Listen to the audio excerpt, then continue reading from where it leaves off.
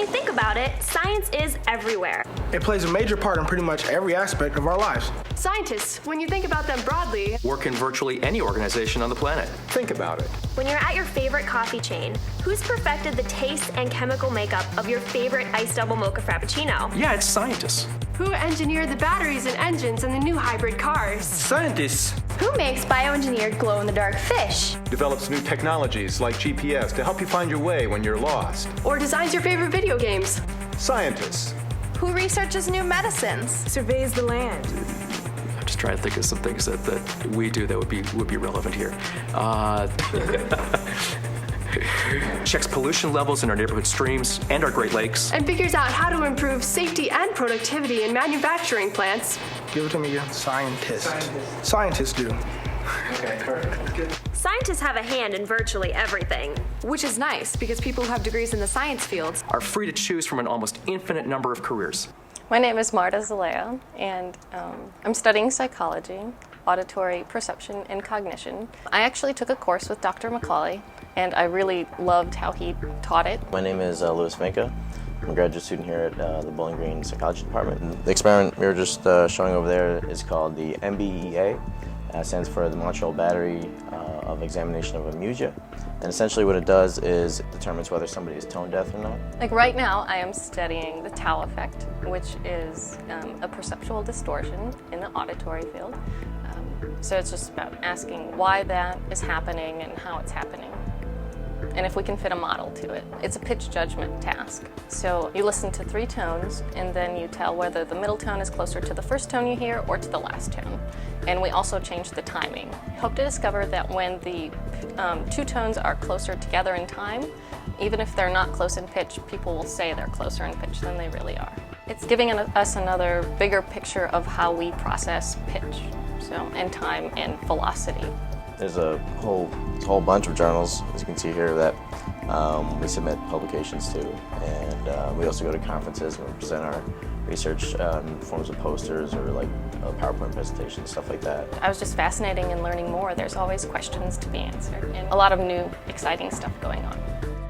A degree in one of the math and science fields here at BGSU Not only teaches you all the fancy Greek words in the textbooks, but also gives you the opportunity to see science in the real world. Which is great preparation for a career.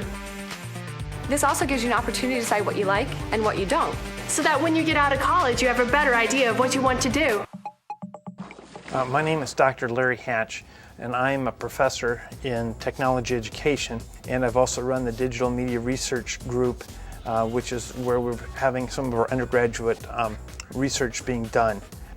We've had this group going for over 7 years now, and it's been a combination of undergraduate researchers from across campus, and this whole team has worked together and to do some pretty amazing things. My name is Alex Mock. I'm a part of the Digital Media Research Group, and I'm a junior in computer science.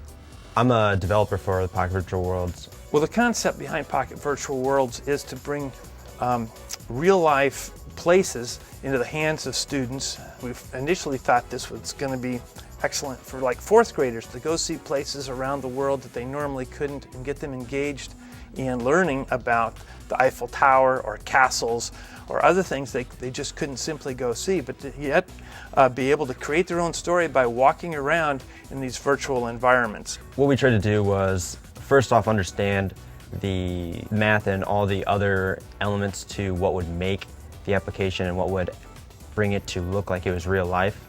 So we first off did small components that did the small features that we wanted in our application, and then we put those into it so that you could walk around and turn around and everything like that. The device just has sensors that capture data to allow us to move. So it basically will track what you're doing.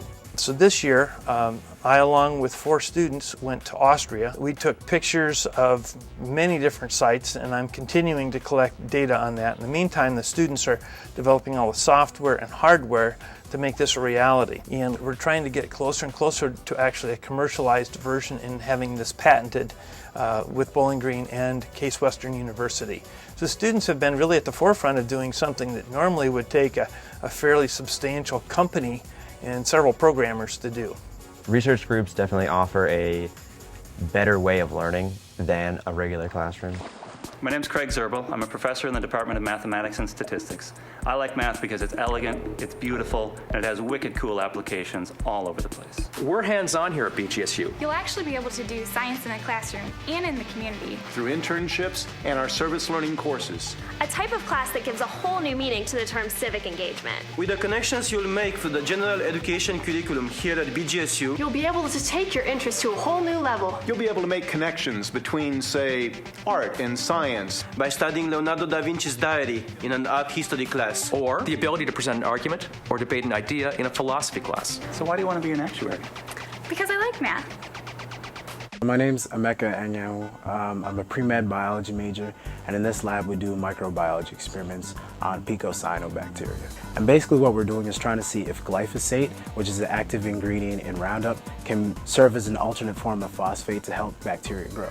So we do assays where we'll take glyphosate and we'll take normal phosphate sources and try to grow them against each other and see if the cultures using the glyphosate grow as well, more or less, to see what that might relate into like the natural environment where you have glyphosate running into the water tables.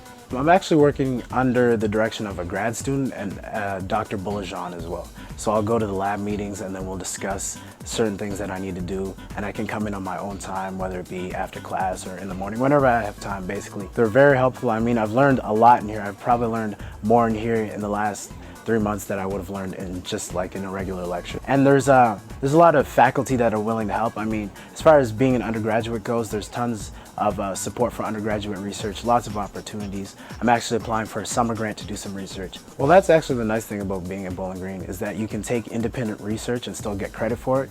Like, I'm getting credit for some of my research as like a bio major and also in the honors department as well.